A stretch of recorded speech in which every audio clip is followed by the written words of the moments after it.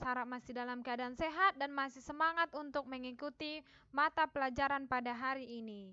Kembali bersama Miss Novia, mari kita lanjutkan materi kita dengan judul yang sama di pertemuan sebelumnya mengenai teorema Pythagoras, tapi ini dengan pembahasan yang berbeda, yaitu menentukan jenis segitiga. Mari kita lihat bersama. Perhatikan gambar di bawah ini. Nah, di sini sudah ada 3 gambar segitiga yang berbeda. Untuk keterangan segitiga yang pertama itu C kuadrat lebih kecil dari A kuadrat ditambah B kuadrat. Yang kedua, C kuadrat sama dengan A kuadrat ditambah B kuadrat. Yang terakhir adalah C kuadrat lebih besar dari A kuadrat ditambah B kuadrat. Nah, apa maksud dari semua keterangan-keterangan ini? Dari sini kita bisa melihat atau menentukan jenis segitiga ini segitiga apa melalui syarat-syarat ini.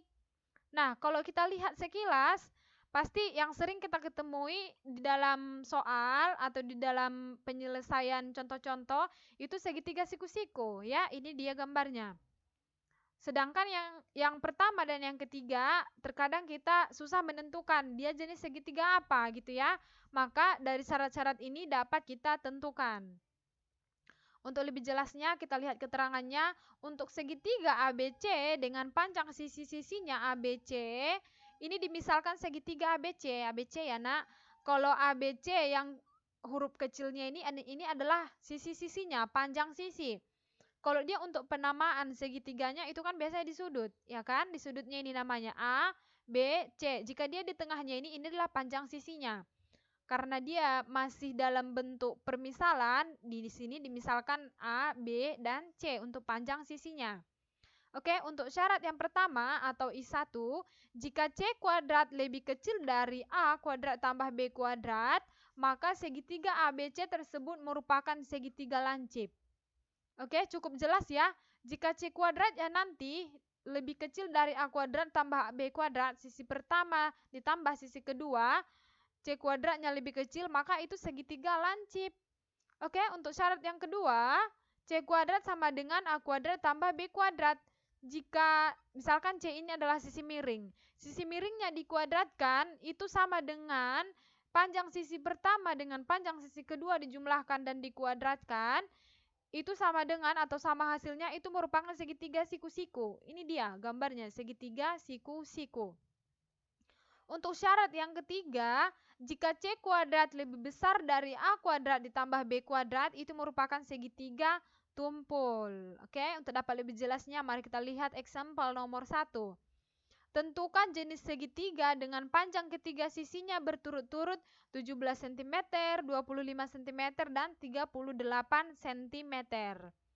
Mari kita lihat A-nya 17 cm, karena dia berturut-turut kita misalkan 17-nya sebagai A, 25 sebagai B atau panjang sisi kedua, sedangkan C-nya adalah panjang sisi ketiga. Maka C kuadrat sama dengan A kuadrat ditambah B kuadrat. Kita mau cek yang mana ini lebih besarkah atau sama dengankah atau lebih kecilkah dari C-nya. Maka 38 kuadrat sama dengan 17 kuadrat ditambah 25 kuadrat, kita masukkan panjang sisi-sisinya ke sini. Maka 38 kuadrat itu adalah 1444, sedangkan 17 kuadrat itu adalah 289. 25 kuadrat itu adalah 625. Kita jumlahkan hasilnya adalah 914. Oke, dari sini sudah jelas kita lihat bahwa 914 itu lebih kecil dari 1444. Nah, ini masuk ke syarat nomor berapa? Ayo.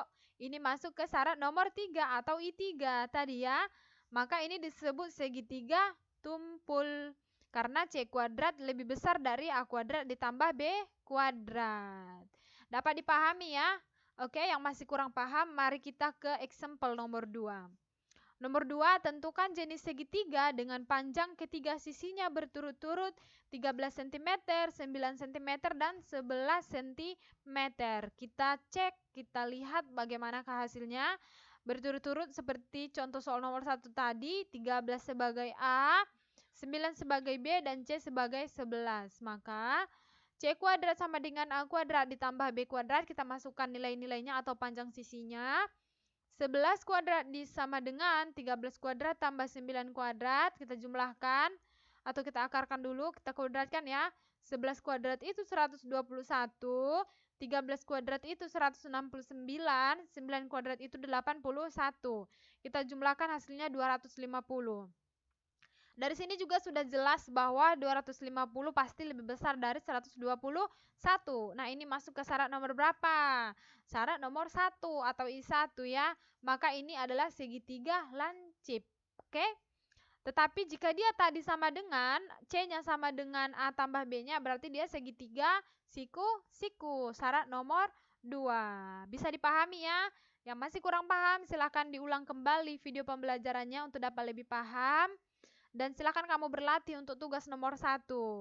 Silakan dikerjakan, jawab dengan benar, dengan jelas, dan jawabannya kirim ke WA pribadi Miss. Oke? See you next time. Thank you. Bye-bye.